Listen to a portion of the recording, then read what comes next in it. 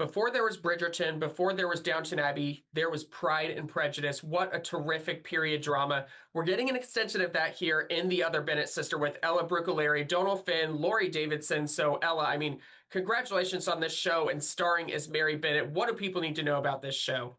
Oh man, I'm psyched out of my mind to be part of the show. I really genuinely am. I think the casting they hit the nail on the head. Everyone's perfect. Do you agree? The ensemble's perfect. Yes, and I feel very happy to bring Mary to America.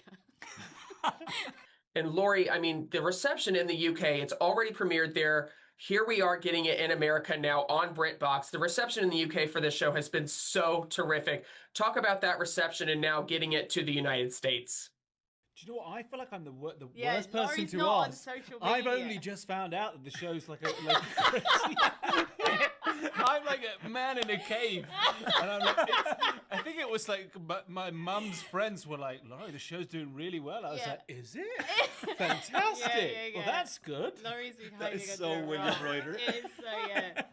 No, it's been nice. We felt it. Absolutely, yeah. I mean, the reception to it has been amazing for sure, and I don't know, it's kind of very good. Yeah, my expectation. I raised the bar. I have the bar really low for anything I do. I'm like, probably no one will watch it. If a few people watch it, that's nice. But it seems to go down well. Yeah. Very proud, I think. You know? Yeah. Yes. But also, like, I don't know, when we talked about it, I don't know, even when we did the read-through, hearing Ella do it for the first time. I didn't know what I was doing. No, you were insanely, it was there off the bat. She was made for this role, and it was. Well, I feel the same way absolutely, It was through.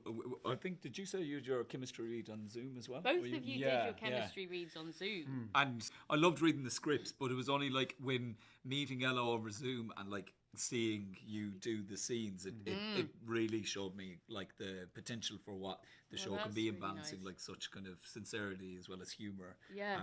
And yeah, she totally made sense to me as a character once I'd seen like Ella do the scenes for the first time. Exactly. But yeah. I mean, in this show, like I said, Pride and Prejudice. Talk us through Ella. I mean, this is Mary Bennet. This is the sister that we need her story. We see her, we read her in the book, we see her in the movie, but she needed this extension story. Talk to us, like, for people who aren't familiar with this, where do we find Mary Bennet in this story? So it starts in the world of Pride and Prejudice that everyone is very familiar with, most people. And so you kind of see the events of the book play out, but through Mary's eyes for the first kind of 2 episodes. And so the characters will come across a little different to the ones that people are used to, because it's through Mary's experience. So Mary's experience is very different to Lizzie's experience and her own family. And then episode 2, kind of just at the end and onwards, we follow Mary on her own journey past the events of the book. And she goes to London, and she goes on to the Lake District, and she's kind of figuring out who she is, really. Yeah. It's a coming-of-age story that is so fun. Yeah, go ahead, Laurie. No, one of my favorite things. It's a very small thing, but I think it's genius and amazing from Sarah, is that these characters that we do know, that we see in such fleeting moments. I think it's so clever and iconic that you see Darcy just the back of his head as he goes into a room. Well, Mr. Darcy doesn't speak in our show, which is kind of amazing. But there's so much anticipation and expectation because everyone knows that character, and to have them come in and then immediately turn around is just a stroke of genius. And you've got, because Sarah tried to condense all these iconic moments from the book into essentially those first 2 episodes, you've got like a sneeze from Jane has to encapsulate so much of her story with Bingley and things like that. So it's really well done. It honours Pride and Prejudice, but it doesn't. It's not like hammering home the kind of references. I really like that. I don't think you need to be a fan of Pride and Prejudice to come to this story, but it helps if you are. It definitely helps having that reference to this. And Donal, I mean, congratulations on the young Sherlock, and now here with the other Bennet sister. It's only April. What a terrific start to 2026. Talk about just starring in these 2 roles, and I mean, who knows what's next? God, I mean, yeah, just a total twist of fate that they would all come out in the same month. Did you know they were going to come out at the same time? You don't when you start filming, do No, you? I didn't. So yeah, it's been pretty strange.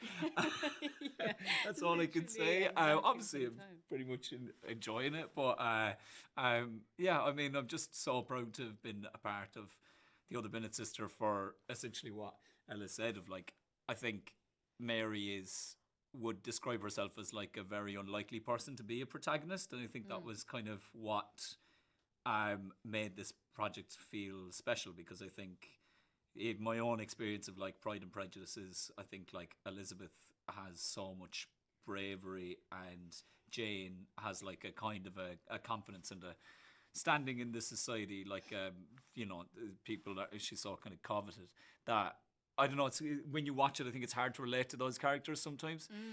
But like, and often I would say, if you have the patience to read Jane Austen, which I've only kind of learned to appreciate now, that you may be like, you might have, that could be, you could be like, describe yourself as an introvert. And I think like feeling Mary be like the protagonist of the story and being so like cared and looked after as a character, and that she has all of her own kind of wants and desires and aspirations, feels like a great message to kind of to share with the world. Yeah, she feels more relatable, I think, doesn't she? Think so, people, yeah. I guess Sarah said people want to be Lizzie, but a lot of us are more like Mary, where you don't know what you're doing a lot of the time.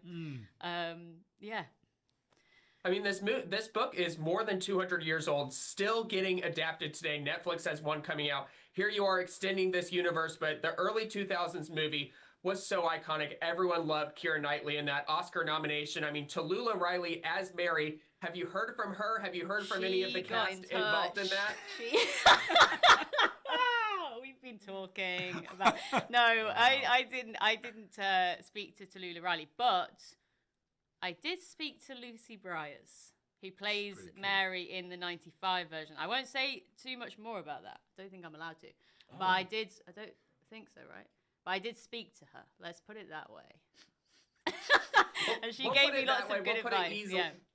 Yeah. I mean, are there more seasons planned for this? Because I know audiences are going to love this show. Oh, well, I don't think we're allowed to say anything about that. I don't think we're allowed to say, Trevor, but there's potentially a future life for it, potentially. Yeah. We need to get people to watch The Other Bennet Sister on BritBox starting May 6th. Thank you all so much for your time today, and congratulations on this wonderful show. Thank you very much. Thank you, Trevor.